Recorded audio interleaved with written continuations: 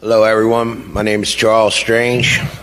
My son's name was Michael Strange. Michael was a cryptologist for Special Ops. He was part of the Navy SEALs for SEAL Team 2 for a few years, and last almost 4 years he was part of SEAL Team 6. Michael was a brave American. He loved Philadelphia, where we're from, and he fought for this country. And Michael, being a crypto, the code for them is serve in silence. And that silence was broken by our administration. And all of a sudden there's movies, SEAL Team 6, documentaries, SEAL Team 6, SEAL Team 6, this. Where did it all start? Joe Biden in Delaware in a tuxedo with a half a load on, telling everybody it was the elite Navy SEAL team. And this is our vice president? Come on, man. You know? Michael knew what he was getting into. Michael knew what he was fighting for. Michael knew that someday he might have to give the ultimate sacrifice. And, but not like this. To put my son and the most elite SEAL team in the world in a Chinook helicopter over an active battle that's going on for 3.5 hours, unacceptable. Unacceptable. Somebody has to answer for this. You know? A Chinook from 1985. You know? Look outside the picture. You know? Who's getting paid to keep rebuilding these Chinooks? Who's making the money? Right? 93 days after killing bin Laden, all of a sudden you're going to put 22 of the most elite in SEAL Team 6 in the world and 8 other great Americans into a Chinook over a battle. August 6th, I got the call about my son's death. It's like a knife in my heart that turns every day. I cry every day. I get sad every day. My other children, you know. Michael's 25 years old. And we go to Dover to see the bodies. And we're all in the hangar down there. And President Obama comes up to me and he says, "Mr. Strange," he grabs me by the shoulders, "Michael changed the way America lives." I grabbed Mr. President by the shoulders and I said, "I don't need to know about my son. I need to know what happened, Mr. President." And the Secret Service guys grabbed me. And I'm crying. And he went to give me a hug. And I whispered in his ear, I said, "Mr. President, is there going to be a congressional inquiry?" And Mr. President whispered in my ear, and I could feel his lips touching. He said, "Mr. Strange, we're going to look into this very, very, very deep." Well, I haven't heard nothing. October, we went down for General Colt's assessment of the investigation. We get there. They have a projector screen. The families are there. He's going over what happened. He said it went through a chain of command for this landing site. I raised my hand. I said, "Sir, could I have the names of that chain of command?" His neck snaps. He said, "It's in the book, sir." I said, "How about the black box?" Black box got blown away by the flood. In Afghanistan? Come on. Can't find the black box, which is really orange? I looked it up in Google. Them black boxes don't go away. They lose black boxes in the swamps in Florida, and they find them. You're going to tell me you can't find the black box? Not acceptable. I tell my boss stuff like that, I get fired. Right? My son's 25-year-old son got set up and killed. So this goes on about, it's in the book, it's in the book. I have the book right here. They didn't put no ink in it. How can you give me a book with no ink in it? I call up the command. They said, "We got a lot of complaints about that." I said, "Well, send me another one." We burned it. You burned it? They gave us a disc. Put the disc in the computer. Let's white it out. See 2 sentences. White it out. My beautiful wife, I was looking at it. I said, we have to do something with this disc. My wife, the genius, it's not me. Michael's stepmother, my heart and soul. We print it out. We print the disc out. It tells you everything. It was a setup. The Taliban sitting there with machine guns, motorcycles, phones. Who called them to tell them? Right? In the paperwork. Karen mentioned it. Billy mentioned it. General Colt's asking questions. What happened to the air controller? Did you check the area out? They were going into the Tangine Valley. Tangine Valley, it says in here, is the stronghold for the Taliban. You're going to put them in over the stronghold of the Taliban?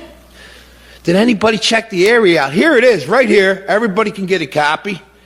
It says, it's very brief again. It's out of the task force, blank. And it says something to the effect that over 100 Taliban plan to travel from Providence through the Tangine Valley to possibly shoot down the coalition force. May 11th, 10 days after they killed bin Laden, the Taliban know who's coming in a Chinook helicopter? Rules of engagement? It says in here, the Rangers are fighting the Taliban, right? They're chasing Quater, 8 of them. They kill 6, 2 get away. Quater and his buddy run into 18 to 20. It's in the paperwork. They run into 18 to 20 of them. I said, why didn't they take it out with a drone? To wins the heart, what's his name? Admiral, he's lucky he ain't here. Admiral Horowitz turns around and says, to win the hearts and minds. How about my heart? How about my mind? I cry every day. My kids cry. To win the hearts and minds of them people, they hate us. They hate, my son told me they hate us. They know the rules of engagement. After the crash site, the Taliban walked up with kids in front of them to see if they could skin our kids alive. It's in the paperwork. I ain't making this up. I'm no military. It's in black and white. Pages. You know? So this mission goes on. He asks, how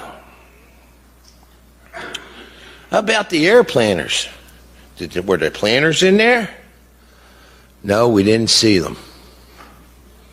Who gave the okay? Who is going to be held responsible? Someone has to be held responsible. And it says in our paperwork, it goes all the way up to the top. It mentions Petraeus. It mentions Leon Panetta. All the way to the top. So General Colt's giving us this briefing, and he's telling us the helicopter's coming in. They're going to it's a pitch black. It's pitch black. But they see a couple guys on top of a building. They call up the Afghan administration to find out at 2 o'clock in the morning what these guys are doing on the building. You know what they told them? They're hanging crops. Now, I'm from Philadelphia, and we don't have many crops there. But I don't know people that hang crops up at 2 o'clock in the morning. And this is supposedly where the shot came from. General Colt says they shot an RPG 150 to 200 yards in the pitch dark. They have night vision goggles, the Taliban and the Al-Qaeda. They got AK-47s. They got RPGs. They got man pads. When we're changing the rules of engagement here to benefit them, we lost almost 7,000. Our guys coming home, does anybody know the suicide rate for these poor men coming home? It's 1 a day they're killing themselves. 1 a day these men are coming home. Killing themselves. I met men that were over there. Poor kid, you can't pop popcorn around them. We're changing the rules. So he says it's an RPG, a lucky shot. Are we playing basketball, hockey? Is he out of his mind? There's nothing lucky here. All our sons are dead. You know? I raised my hand. I said, General Colt, could it have been a missile? Heat-seeking missile, right? And there's no coincidence that Doherty and Woods might have found some heat-seeking missiles, right? Man pods, thousands of them, and all of a sudden you see what happened to them. All of a sudden, all these SEAL Team 6 guys are disappearing. Something is wrong. We need a congressional inquiry. Somebody has to be accountable for the biggest loss in this war. Here's no eye in the sky. The eye went off. When the helicopter got shot down, it's in the paperwork. We didn't know what helicopter got shot. It took us 10 minutes.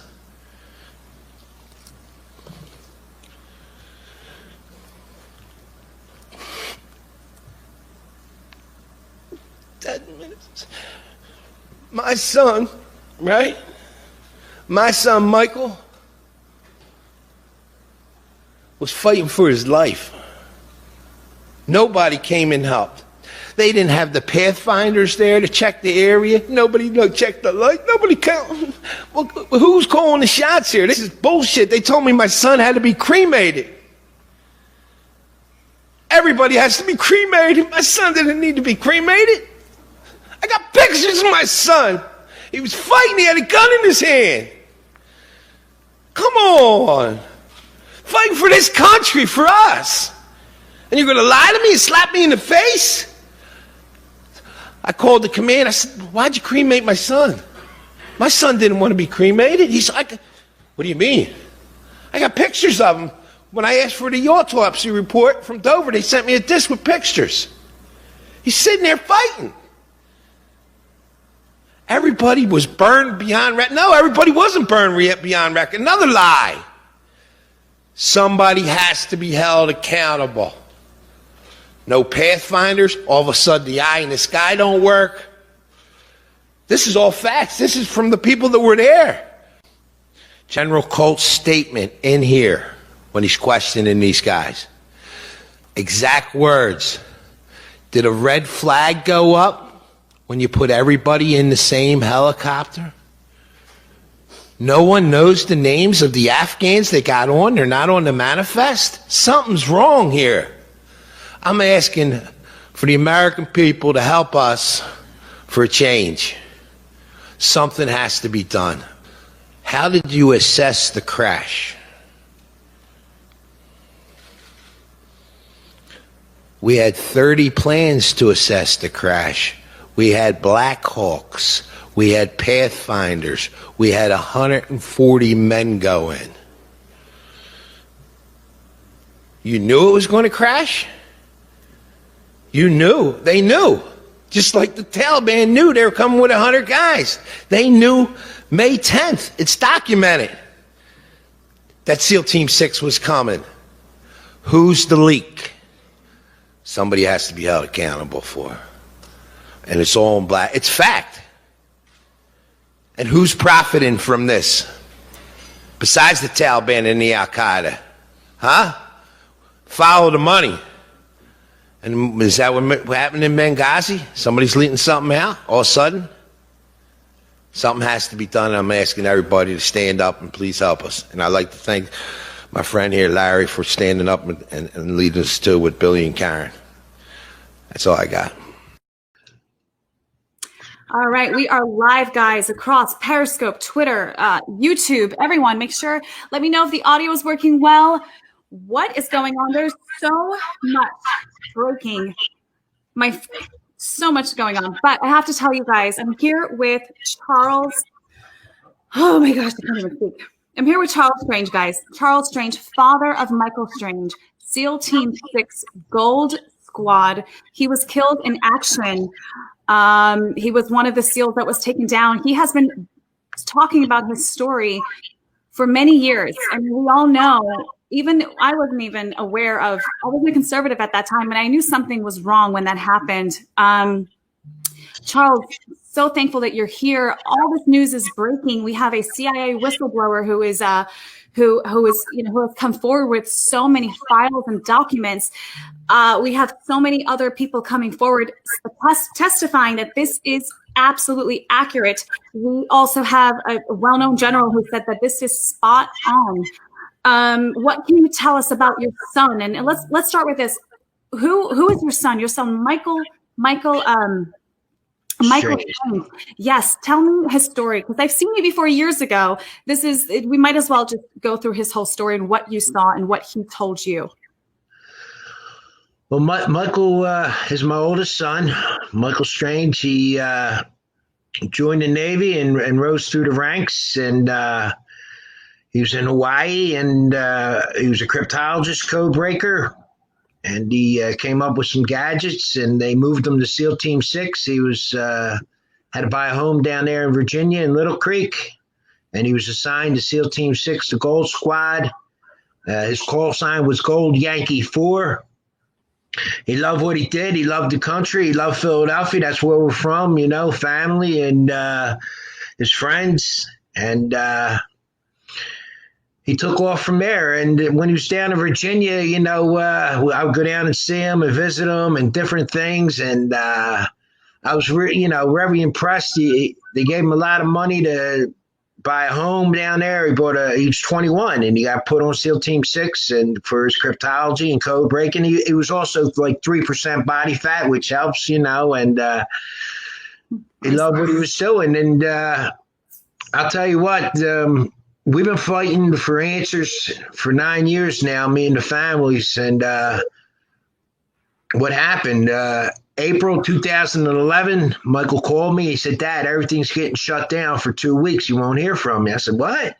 And, as a father, I'm like, "What's going on? What's going on?" He said, "Well, if something happens, Dad, you'll hear about it." And, of course, May 1st, the killing of Osama bin Laden.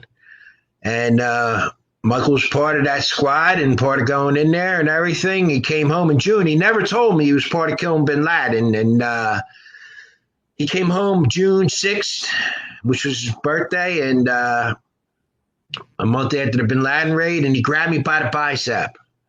He said, "Dad, you won't believe what's going on in this country." I'm like, "What, Michael?" And he started pacing back and forth. He said, "Dad, you wouldn't believe what's going on." I'm like, "What's going on, Michael?" And he wouldn't talk about it, but he started talking about a will. I'm like, "Why are you talking about a will, Michael? What's going on here?" And he stayed the weekend, and he stopped at my sister's house in Fishtown in Philadelphia, told her about the will, his brother about the will, his friends about a will, and something he never did before. And I think in hindsight, you look back and part of the bin Laden thing, he'd be proud and that, but just the opposite. Like, he was worried something was going on, and not many things spooked my son. And he called me, and he left, and he called. He said, "Dad, I'm going back over to Afghanistan. I'll see you for Thanksgiving with Aunt Maggie's house." And 94 days later, he was on this helicopter called Extortion 17. And we got the knock on the door August 6, 2011, that 30 Americans were killed and 8 Afghans that were on there. And, you're never the same. And your son was one of them. He was only 21 years old. 25 then. He was with SEAL Team 6 for 4 years. And, the 38 men got killed, 30 Americans, and Bart the dog. So you're out of your mind. You're hearing about this on television. It was all over the world. And October 2011, we go down to Little Creek. A guy by the name of Brigadier Jeffrey Colt did the investigation on the 30 men being killed. He did that in 2 weeks. And I got to back up. He gets killed August 6, 2011. I go to Dover with all the other families to see the bodies come in. And then Barack Hussein Obama came up to me in Dover 2011, and he grabbed me by the arms. He said, "Michael changed the way America lived." Michael, and I grabbed President Obama. I said, "I don't need to know about my son. I need to know what happened here." Right. And when I grabbed him, the Secret Service guys grabbed me, and Then Obama came back and he went to give me a hug. And I said, are we going to have a congressional hearing about this? And Obama whispered in my ear, we're going to look into this very, very, very deep. And never heard a word. October 2011, we go down to Little Creek. 60 of the parents are down there. Jeffrey Colt does the investigation. In 2 weeks, about 30 men dying. And he was really talking about the pilots. This guy, Jeffrey Colt, bring him dear Jeffrey Colt, who got promoted. I just want to let you know that he got promoted after doing the investigation, just like the guy that did the Pat Tillman investigation got promoted, the phony story. So after the Jeffrey Colt tells us what happens, he told us it was a lucky shot by an RPG 100 yards in the pitch dark. I stood up. I said, lucky shot. All our sons are dead. What's wrong with you? And there's a couple of people had to calm me down, and they gave us a folder at the end, and you don't look at it because you just hear about how your son died, and they told us that everybody was burned beyond recognition because of the fuselage and the fire and all this. And December, I called up 2011. I got Dover to send me the autopsy report, and Michael wasn't burned at all. Anna, he wasn't burned. You could see him just like this. Oh. Like he was having a gun in his hand. And this folder we get from Jeffrey Colt, we open it up, and there's 25 pages in there. And you can see the first page, but as you open it up, there's no ink. There's no toner. You can't read it.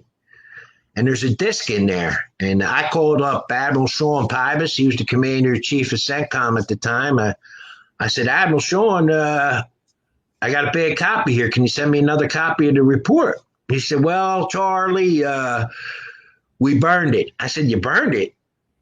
My son dies in August. You burned the report in October, but you're out of your mind. You're not thinking. You know what I mean, Anna? You're like, huh? But there was this disc in there. And in the disc, you put the disc in, and all these little black boxes pop up. And I can't figure it out. None of the other parents can figure it out.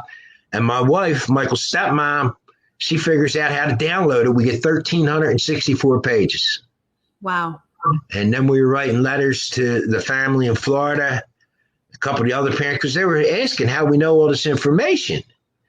Don Brown, who wrote the book, Extortion 17, Betrayal, and all that. And all of a sudden, we had a press conference. We had Larry Klayman helping us out from Judicial Watch. He runs Freedom Watch now. We had Alan West, General Boykin, General Valet, and Navy SEAL, some of the parents. And we were asking questions.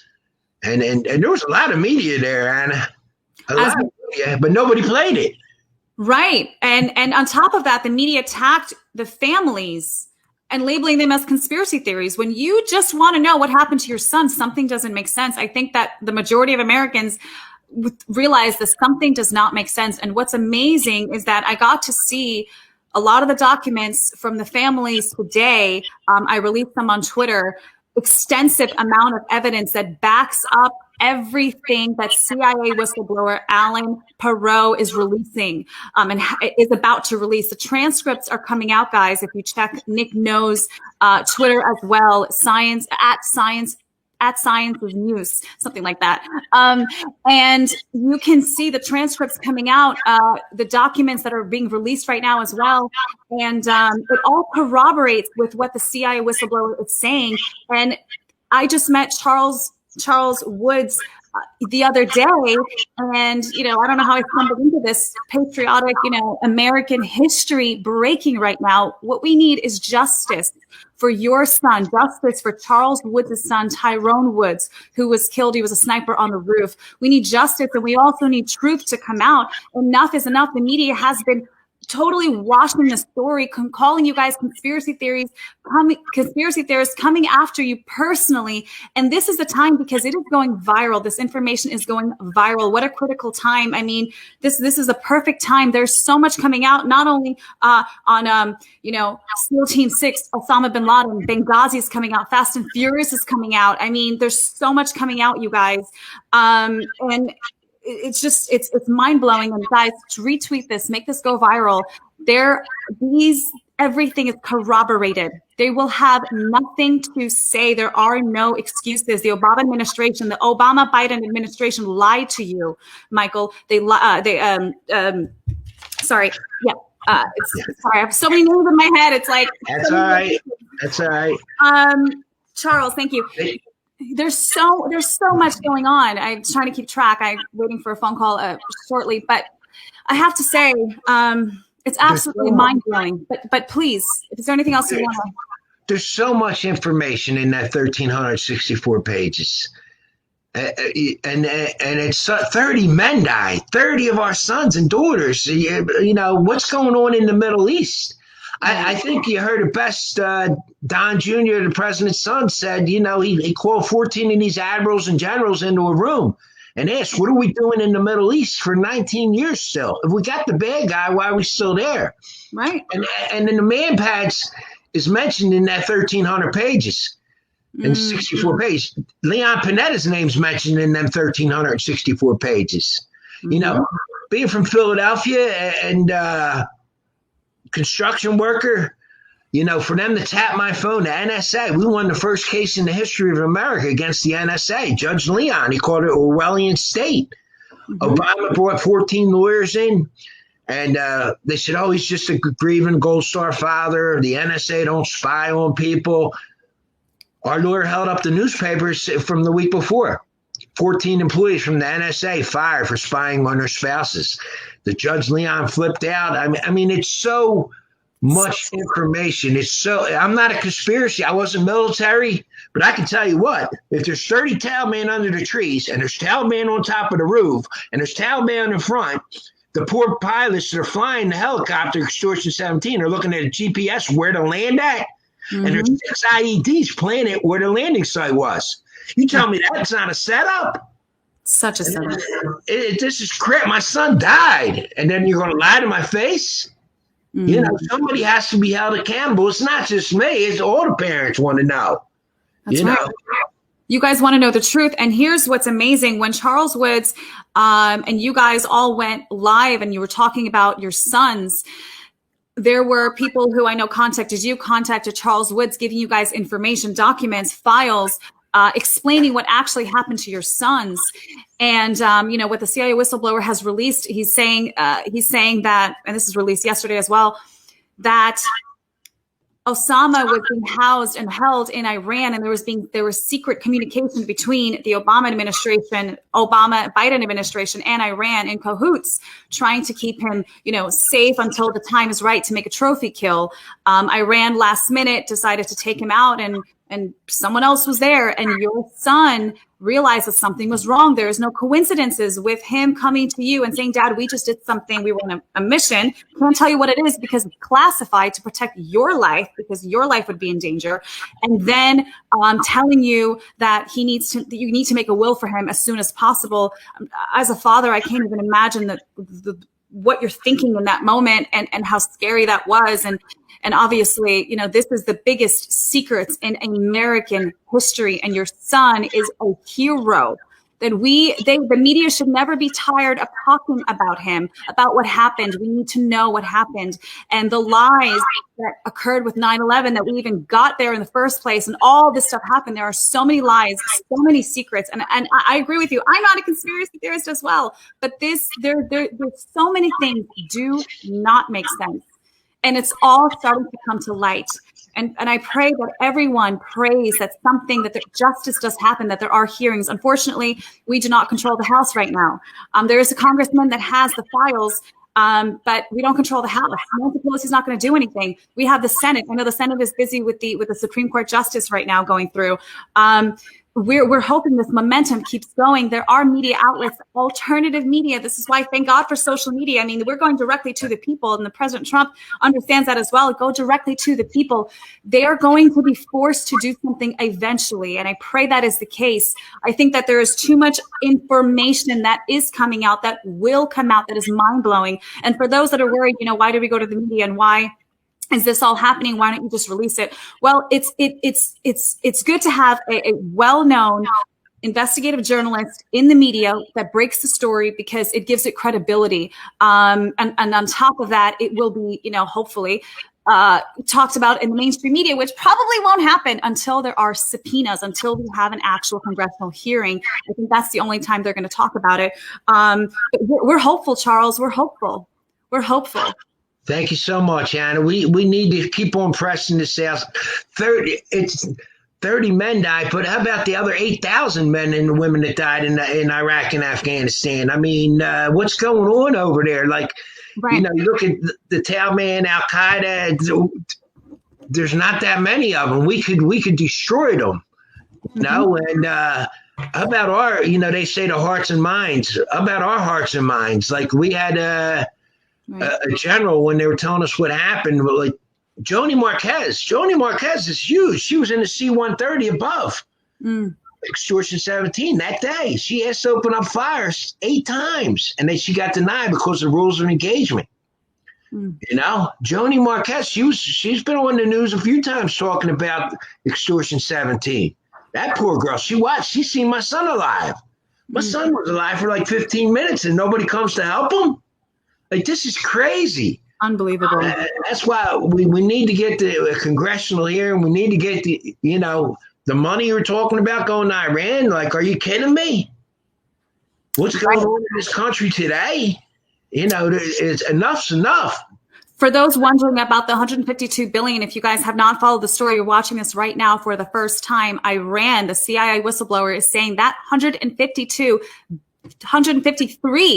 billion Iran nuclear deal under Obama administration that he pushed through before he left. Apparently, that was blackmail, extortion. Iran was going to release the truth about SEAL Team 6, the Gold Team, what happened to them. But they said, we won't release it unless you pay us. So that was the money that was sent to Iran under the guise of a nuclear deal. There is no nuclear deal. This was blackmail. This was to cover up the biggest secrets in American history.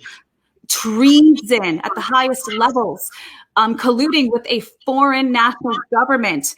Iran, the enemy, okay? The biggest enemy we have in this world. We talk about communist China and communist Russia. They're still communist, trust me.